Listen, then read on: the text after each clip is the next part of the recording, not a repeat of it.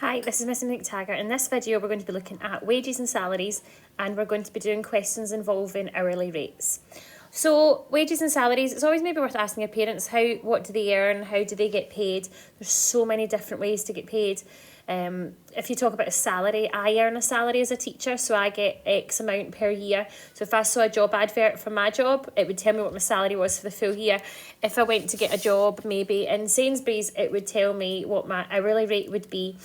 And I get paid every 4 weeks. People I know get paid weekly, other people get paid monthly. So everyone's a bit different depending on what your job is. So for the sake of my examples, we're looking at the jobs today who get paid by the hour. So here, a wee bit more information about minimum wage. So by law, you are meant to be paid the following prices. So we're now in April 2025, they have now changed. So if you're over 21, the minimum wage is £12.21. You can see that last year it was £11.44. Further along, if you're an apprentice, you can earn £7.55 an hour, and that is the minimum you can get. And I normally ask people this, well, why do you get apprentices get such low money? Well, they are still learning their job. It jumps up when they're finished. It's an incentive for companies to take on apprenticeships as well, to offer them quite a low wage. It saves them a bit of money. So all my examples should be following these kind of numbers. So let's get to it. Right, number one, Anne earns £12 an hour. What will she earn for a 30-hour week?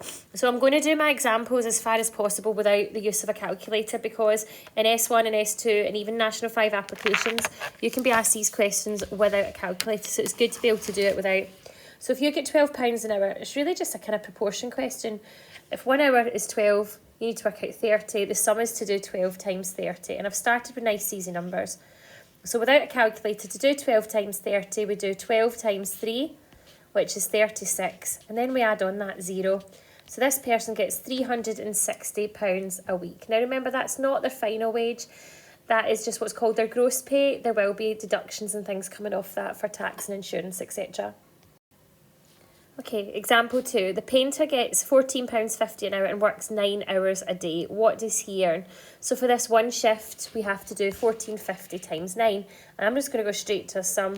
So remember, I'm trying to do it without a calculator. So £14.50 times 9 would be 9 zeros are 0, 9 fives are 45, 9 fours are 36, carry the 4 is 40, and 9 ones are 9, carry the 4 is 13. So for this 9-hour shift, my painter is paid £130.50. Right, next one. Kyle works 30 hours a week. So I know I've already done a 31, but this one's a bit trickier.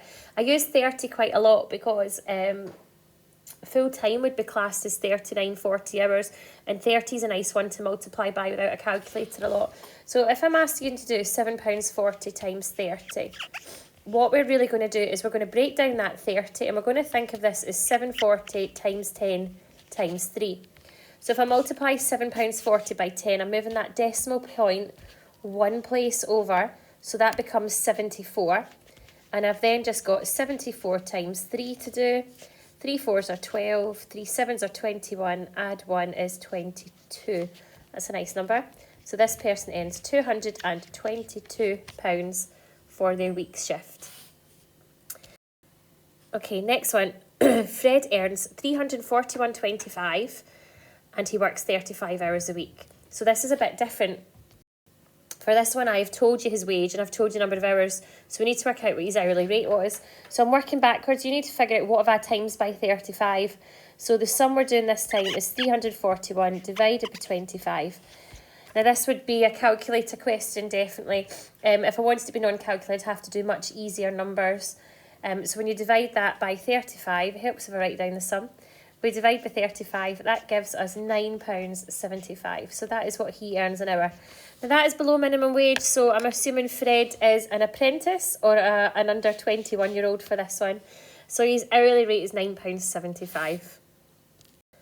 Fifth example, Lorna earns £341.12 in a 41-hour week. What will she get for a 35-hour week?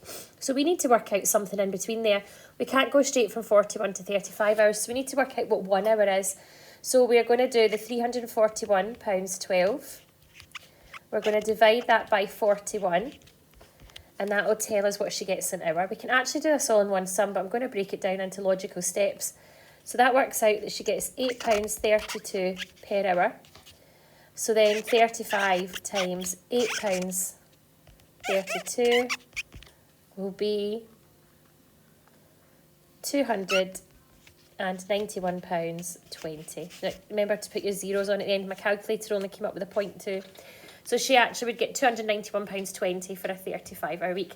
But as I said, we could have done that in one go. We could have just done £341.12 divided by 41 times 35 all in one go. So there's that one. I have one last example. John earns £9.20 an hour. He's been paid £322. We need to work out how many hours he worked. So we need to figure out what I've multiplied the £9.20 by to get 322. So reverse the sum. We're going to take his money. We're going to divide by his £9.20 an hour. So 322 divided by £9.20 is exactly 35. So he worked 35 hours that week. Okay, always, I've got some questions for you to try. There are some examples there of people's hourly rates and how much they get paid. I would like you to try all these without a calculator if you could. Remember, you can do sums. There's nothing to say you have to do it mentally. Try and find some mental math strategies. And then the answers are there for you as well when you're done. I hope this has helped. Thanks for watching. Come back to my next video where we're talking about overtime.